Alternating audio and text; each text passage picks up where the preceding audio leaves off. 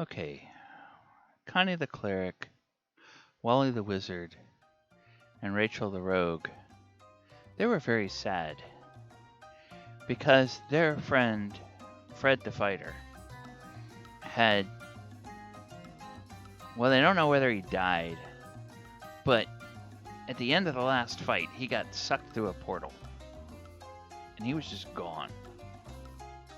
They waited around, didn't come back, so eventually they headed back to town and they tried to get on with their lives. But about a year later, their friend shows up again. But this time, he wasn't just Fred the fighter. Now he's Fancy Fred. Hey, everybody. We are going to talk about how the Magic Initiate feat today on Skills on Sunday for October 4th, 2020. We're going to talk about how the Magic Initiate feat can turn your fighter into something fancy. Now, you don't have to use this with a fighter. You can use this feat with any class, but as I was putting together this Skills on Sunday, it just occurred to me that this would be the perfect way to make a Patrick Rothfuss style character if you want to screw with your DM. And if you're a player and if you're in my game and you pitch me this, I will allow it one time. I will allow it one time just to see how the hell this actually plays. Because I think it could be really hilarious depending on how you RP it. And some people will want to try to take this for mechanical advantage, but I think if you do that, you're kind of dumb and you're missing the whole point of this feat. I think you really need to take this feat and you really need to RP the crap out of this feat. All right, I'm your host, DM Gallibond. This is Skills on Sunday. Today is October 4th, 2020. Let's go ahead and get into this, and we will see a bit about the Magic Initiate. Now, first of all, this is a brand new feat for 5th edition, has not existed before, and you can choose one of 6 classes: Bard, Cleric, Druid, Sorcerer, Warlock, or Wizard. You learn 2 cantrips of your choice from that class's spell list. In addition, you choose one first level spell from that same list. You learn that spell and can cast it at its lowest level. Once you cast it, you must finish a long rest before you can cast it again using this feat. And the spell casting ability for these spells depends on the class you choose. Charisma for Sorcerer, or Warlock, Wisdom for Cleric or Druid, or Intelligence for Wizard. So, let us take a look at what would happen if you started a variant human and you made this human a fighter, and instead of taking the ability score increase at first level, or the full ability score increase at first level, you decided to take the feat instead. All right, so at first level fighter, you're going to have a feat. And let's say you put that into Magic Initiate. But I want to point out here that as a fighter, you also have the option to gain another feat at 4th level, at 6th level, at 8th level, at at 12th level, at 14th level, at 16th level, and at 19th level. So fighters, and this is the reason why I'm thinking about this feat for fighters. And you're probably gonna see where I'm going here with this when I talk about making a Patrick Rothfuss character, because it has been established in Sage Advice that this is a feat you can take multiple times, but you have to take different classes every time you take it. So let's just be alphabetical here. Let's say that at first level, you decide for your Magic Initiate, for your fighter, you're going to take Bard. So you get to choose 2 Bard cantrips and a first level Bard spell. So, what are the kinds of things you could do? Well, you might choose Mage Hand Message, Mending, Prestidigitation, Thunderclap, Vicious Mockery, True Strike, Blade Ward, any of these things um, for your fighter at first level. Now, if you start to try to meta this, you say, what would be helpful for a fighter? Well, now it's popular in video games that fighters kind of taunt their enemies and draw their enemies to them. So what about if you just sort of played that up in D&D and you took Vicious Mockery as one of your cantrips? So now you can taunt your enemies, and it really has a chance to do actual damage to them when you taunt them. Kind of cool. Or Message, you can send messages across the battlefield, uh, all that kind of stuff. Prestidigitation, clean your weapon after the fight, if you are that kind of a fighter. Uh, all right. Then let's take a look at the first level bard spells that would be available to you. Okay, so first level bard spells, you get uh, Charm Person, Cure Wounds, Detect Magic, Disguise Self, Dissonant Whispers, Earth Tremor, Fairy Fire.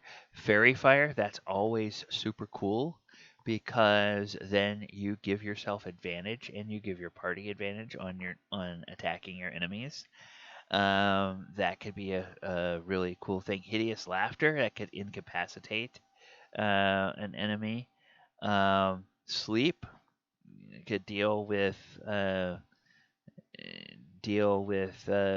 things. Thunderwave, Unseen Servant, all that kind of good stuff. Speak with animals, all sorts of fun things. All right. So now your fighter gains a few levels and they get to 4th level. Let's say at 4th level they take Magic Initiate again, and now they have to take it in a new class. Well, let's go for Cleric. So what are the cantrips for Cleric that you can take? Well, now some of these are the same as on the Bard list. So it would behoove you to kind of plan this stuff out a little bit and make sure that you can take multiple cantrips to get the best use out of your uh, Patrick Rothfuss style character here. So maybe Resistance, Sacred Flame, things like that. Thaumaturgy, Toll the Dead, Word of Radiance, that kind of stuff. And then for your first level spell as a cleric, now there Cure Wounds was on the Bard list, but Cure Wounds is also obviously on the cleric list. Things like Bless, so that you can be the fighter, but you can also buff your party. Now, the one thing to be careful of is don't take too many of them that all require concentration. Ideally, you might want to take one spell that requires concentration and try to take spells maybe that are cast with a bonus action so that you don't mess up your attacks. Because if you're a fighter, your main job is to be knocking the enemies down, and so that could be a thing.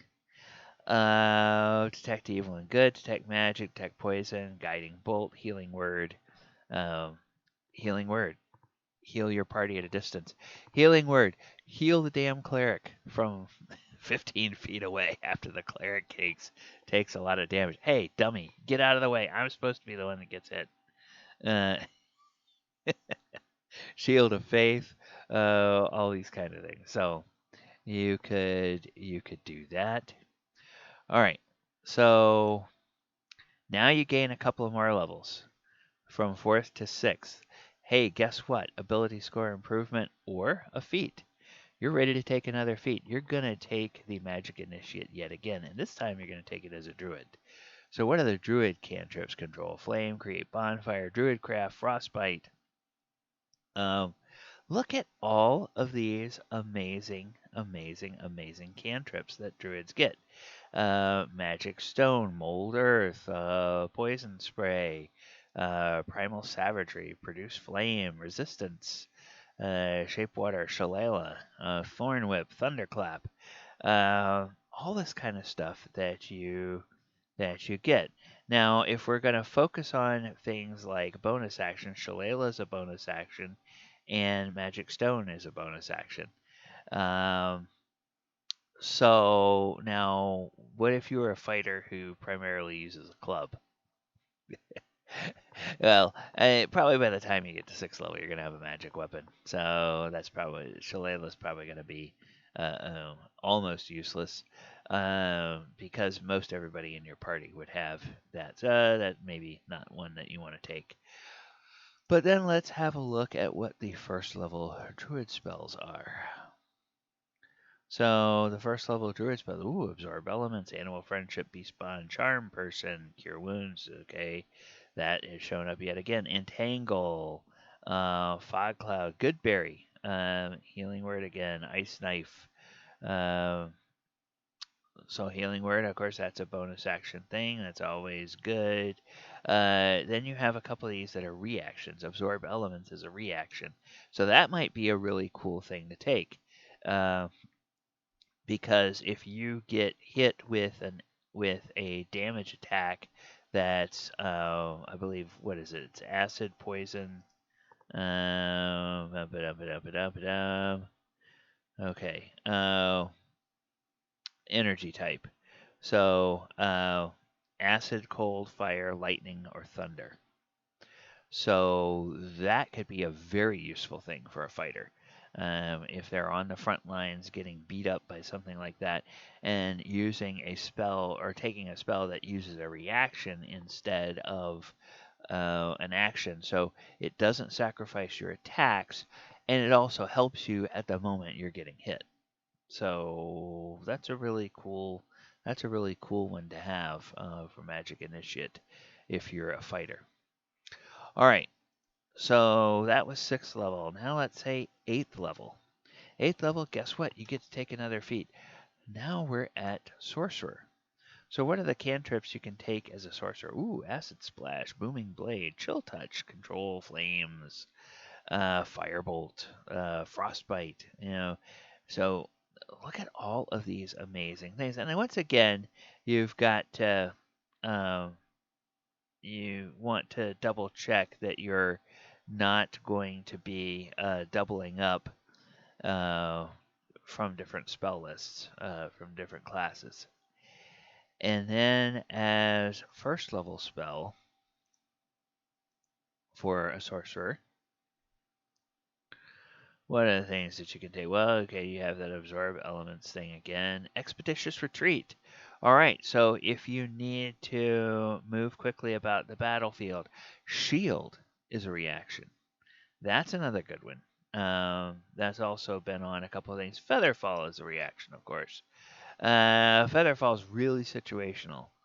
So, as a fighter, unless you think you're going to be in a situation where you're getting tossed off of high places very often, then Featherfall may or may not, you may or may not get a lot of mileage out of that one. All right, so that was what? That was 8th level. Now let's take a look at 12th level. So you've gotten up to 12th level, and what do you know? You're ready for another Magic Initiate feat. This time we're going to go with Warlock. Okay, lots of the same cantrips on the Warlock and Sorcerer lists. There's not a whole lot of difference here. Maybe Infestation is different, and perhaps the Green Flame Blade is different on that. Now let's see, what are the 1st level spells for the Warlock. Armor of Agathis, Arms of Adar, Cause Fear, Charm Person, Distort Value, Expeditious Retreat, Hellish Rebuke. Well, Hex, that's a bonus action. That's a cool thing.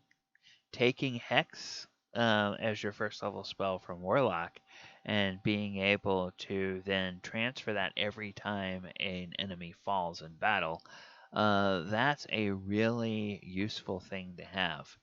Um, Hellish Rebuke as a reaction, that's another cool one potentially to take.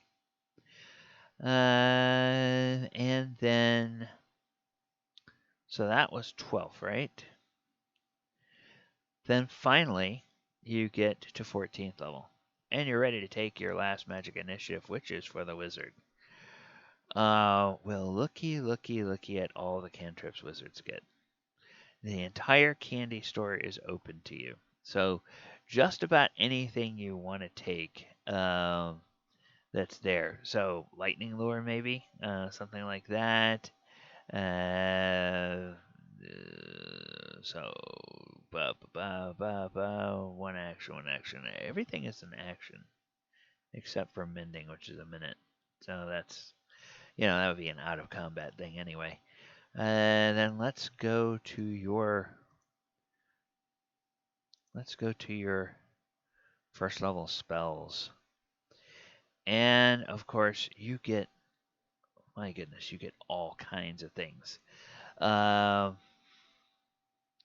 Absorb elements, we've seen that before. Expeditious retreat and featherfall, we've seen those before. Shield, we've seen that before. So then you have things that you can do for action. So, a cool thing might be load yourself up if you're a fighter. Let's say you're a fighter that focuses on melee weapons and you don't do a lot of ranged attacks with your weapons. Then maybe you can take some ranged attack spells or ranged utility spells so that at the beginning of a combat, when you are getting ready to engage the enemy and you see them over there, you can do something from range before you close to melee so that you don't waste a round not being able to attack. Um, and if you have all 6 of these, that means that by the time you get to be, what did we say? By the time you get to be is it a 12th level? No, it was a 14th level. By the time you get to be a 14th level fighter, you have 6 first level spells and you have 12 cantrips at your disposal. So now they're all first level, so you're not going to compete in sheer damage output with any true caster or in sheer buffing ability or in sheer ability to mitigate damage to the party. But my goodness, what an arsenal for a um, fighter! And a whole new toolkit, whole new way to think about creating your fighter if you had that. Now, of course, because you have to have fairly decent scores, you would have to roll or build through a point buy system. Or maybe just really twist your DM's arm and say, "Hey, I really want to do this. Can we give my guy at least halfway decent scores in these abilities?"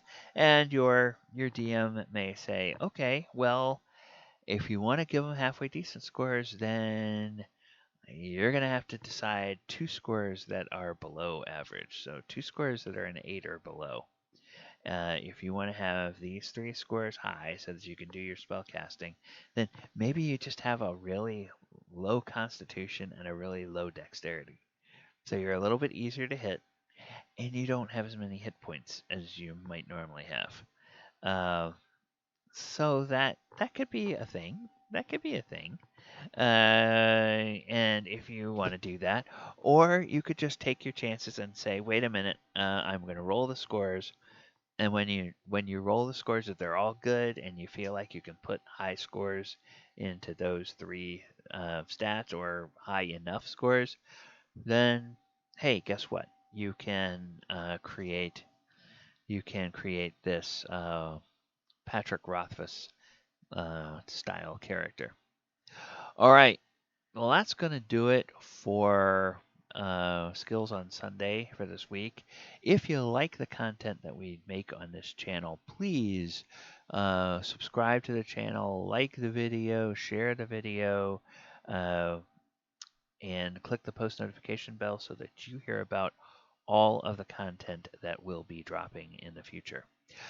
In the description, you'll find out how you can follow me on social media. You'll find out about all of the live streams that I do and where you can watch those. And in the comments, I would really be curious to see if anybody out there has already done the kind of thing that I'm talking about here. I have to believe that if I've thought of it, it's been thought of 1,000 times before, and there's probably been people that have done it before. Uh, but if you have taken this feat multiple times, first of all, what was your base class?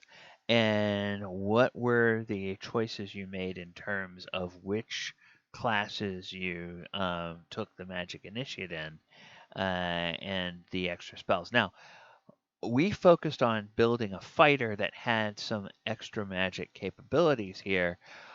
The other thing to keep in mind is that if you are already a spellcasting class, like if you're already a cleric, you are able to take magic initiate for the cleric and get yourself an additional first level spell, as well as getting yourself 2 extra cantrips. Or you could take like magic initiate from a different class and have like one magic or one